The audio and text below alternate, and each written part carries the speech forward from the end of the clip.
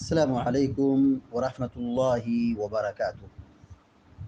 الحمد لله رب العالمين والعاقبة للمتقين والصلاة والسلام على أشرف الأنبياء والمرسلين نبينا محمد وعلى آله وصحبه أجمعين ومن تبعهم بإحسان إلى يوم الدين. أما بعد، فقال الله عز وجل: أعوذ بالله من الشيطان الرجيم.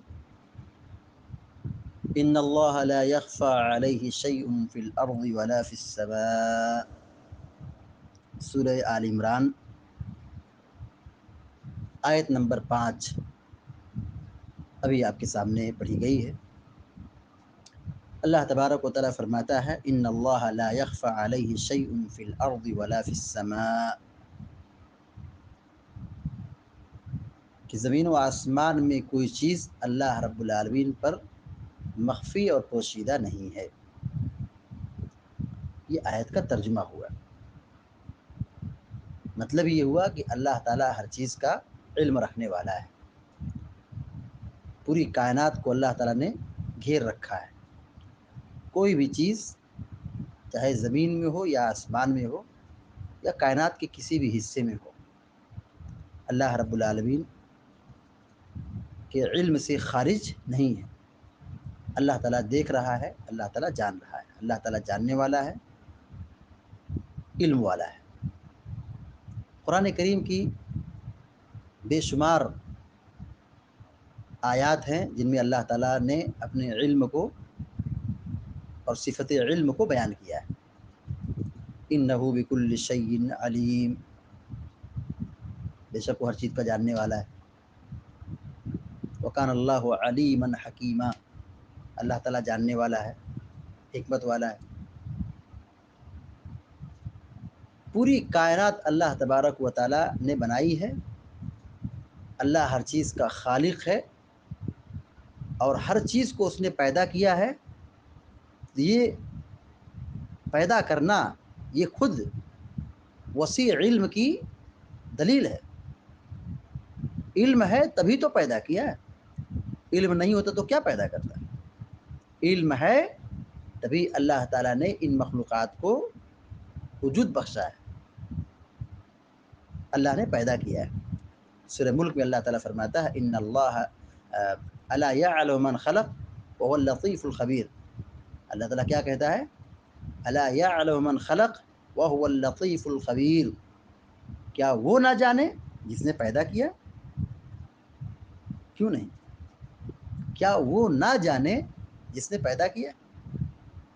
وهو اللطیف الخبیر، وہ ذات کیسی ہے؟ باریک بھی ہے اور باخبر ہے۔ کوئی بھی چیز اللہ رب العالمین کی ذات سے مخفی اور پوشیدہ نہیں ہے۔ یہی سورہ آل عمران کی آیت نمبر 5 میں اللہ تعالیٰ نے فرمایا: ان اللہ لا يخفى علیہ شیء فی الارض ولا فی السماء، اللہ تبارک و تعالیٰ پر کوئی چیز پوشیدہ نہیں ہے، نہ کوئی زمین میں اور نہ آسمان میں۔ آسمان و زمین کی کوئی بھی چیز اللہ تعالیٰ سے مخفی اور پوشیدہ نہیں ہے۔ اللہ تعالیٰ ہر چیز کو دیکھنے والا ہے، جاننے والا ہے، اللہ تعالیٰ دیکھ رہا ہے۔ شیخ سعدی رحمۃ اللہ علیہ اس آیت کی تفسیر میں لکھتے ہیں کہ یہ آیت ثابت کرتی ہے کہ اللہ تعالیٰ نے ہر چیز کو احاطے میں رکھا ہے۔ اللہ تعالیٰ کے علم کی یہ بات ہے، اللہ تعالیٰ کے علم کی یہ بات ہے کہ اللہ رب العالمین نے احاطہ کر رکھا ہے،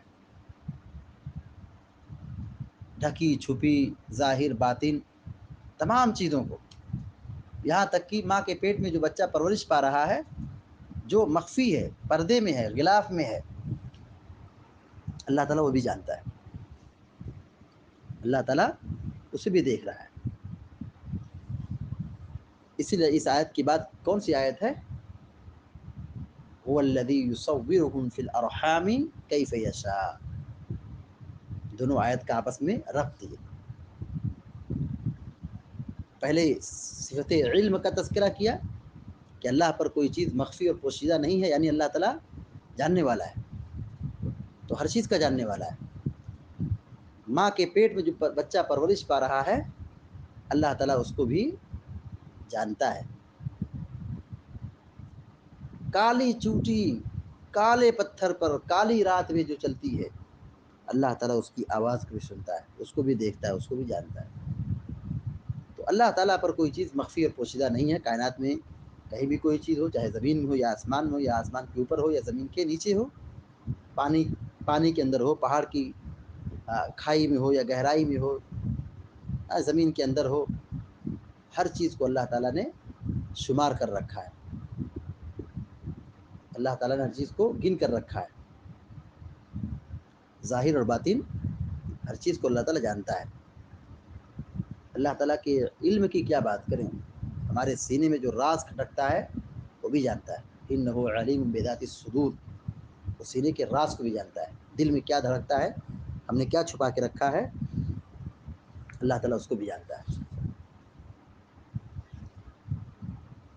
حافظ ابن کثیر رحمہ اللہ نے اس آیت کی تفسیر میں لکھا ہے کہ اللہ تبارک و تعالیٰ نے یہاں یہ خبر دی ہے کہ اللہ رب العالمین زمین و آسمان کی غیب کی چیزوں کو جانتا ہے، چھپی چیزوں کو جانتا ہے، اور اس پر کوئی چیز مخفی اور پوشیدہ نہیں ہے. امام قرطبی رحمہ اللہ اپنی تفسیر میں لکھتے ہیں کہ یہاں اللہ تبارک و تعالیٰ نے اپنے علم کے بارے میں خبر دی ہے کہ وہ ہر چیز کی تفصیلی معلومات رکھتا ہے، مکمل علم رکھتا ہے، جانتا ہے. تو اللہ تبارک و تعالیٰ جاننے والا ہے جو کچھ ہو گیا اور جو کچھ ہوگا اور جو نہیں ہوگا اس کو بھی جانتا ہے. ما کان ما یکون، جو ہوا اور جو ہوگا اس کو بھی جانتا ہے، اور جو نہیں ہوگا اس کو بھی جانتا ہے.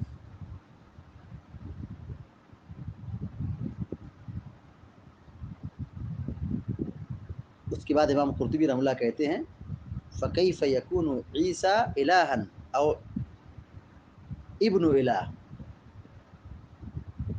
او ابن الہ. عیسیٰ علیہ السلام معبود کیسے ہو سکتے ہیں، یا اللہ کے بیٹے کیسے ہو سکتے ہیں، کہ اللہ تعالیٰ پر کوئی چیز مخفی اور پوشیدہ نہیں. تو اللہ تعالیٰ دیکھ رہا ہے، اللہ تعالیٰ جان رہا ہے کہ کون اسلام پر ہے اور کون کفر پر ہے، کون توحید پر ہے اور کون شرک پر ہے. ہر ڈھکی چھپی چھوٹی بڑی ظاہر باطن ہر چیز کا اللہ تعالیٰ کے پاس علم ہے، اللہ تعالیٰ جانتا ہے. جب اللہ تعالیٰ جاننے والا ہے تو بندے اللہ سے مدد طلب کریں، اللہ سے لو لگائیں، اللہ سے مانگیں، تو اللہ تعالیٰ سنتا ہے، دیکھتا ہے. اس سے طلب کرنے میں، اس سے مانگنے میں کسی وسیلے کی ضرورت نہیں ہے. وسیلے کی ضرورت وہاں پہ ہوتی ہے جہاں کوئی ہمارے بارے میں نہیں جانتا ہے. جیسے اگر ہم کو یہاں سرکاری کام کرانا ہو تو وہ جو سرکاری عملے ہیں، دفاتر ہیں، وہ ہمیں نہیں پہچانتے ہیں، تو ہم کسی کا سورس لگاتے ہیں، کسی کا وسیلہ لگاتے ہیں. مگر اللہ تبارک و تعالیٰ ہر چیز کا علم رکھتا ہے، وہ ہمارے بارے میں جانتا ہے، آپ کے بارے میں جانتا ہے، ساری مخلوق کے بارے میں جانتا ہے. تو ہم اللہ سے لو لگائیں، اللہ سے طلب کریں، اللہ سے مانگیں، تو اللہ تعالیٰ سنتا ہے، جانتا ہے، دیکھتا ہے اور قبول کرتا ہے. یہ اللہ تعالیٰ کی علم کی مثال ہے. اللہ تعالیٰ کا علم بہت وسیع ہے. اللہ نے ہر چیز کو اپنے احاطے میں رکھا ہے، کوئی چیز اس کے قبضۂ قدرت سے خارج نہیں ہے اور نہ اس کے علم سے باہر ہے. اللہ تعالیٰ سے دعا ہے کہ اللہ تعالیٰ ہم سب کو، آپ سب کو نیک عمل کی توفیق عطا فرمائے. آمین یا رب العالمین. وصلی اللہ علی نبینا محمد وسلم تسلیما کثیرا. السلام علیکم.